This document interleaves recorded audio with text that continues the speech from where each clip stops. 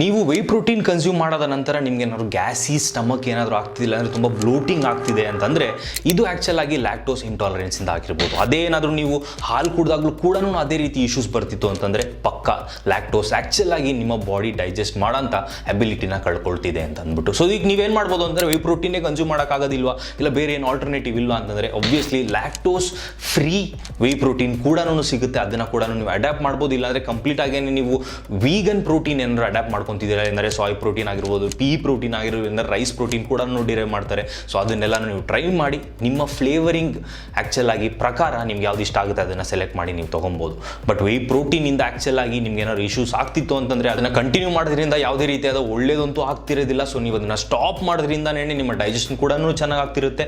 ಏನಕ್ಕೆ ಎಷ್ಟೊಂದು ಜನಕ್ಕೆ ಅವ್ರಿಗೆ ಲ್ಯಾಕ್ಟೋಸ್ ಇಂಟಾಲರೆನ್ಸ್ ಇದೆ ಅಂತಂದ್ಬಿಟ್ಟು ಐಡಿಯಾ ಕೂಡ ಇರೋದಿಲ್ಲ. ಸೊ ನಿಮ್ಗೆ ಏನಾದ್ರು ಆಗ್ತಿತ್ತು ಅಂತಂದರೆ ದಯವಿಟ್ಟು ಅದನ್ನು ಚೇಂಜ್ ಮಾಡಿ. ನಿಮ್ಮ ಫ್ರೆಂಡ್ಗೆ ಏನಾದ್ರು ಆಗ್ತಿತ್ತು ವೇ ಪ್ರೋಟೀನ್ ಕೂಡ ಬ್ಲೋಟಿಂಗ್ ಆಗ್ತಿತ್ತು ಅಂತಂದರೆ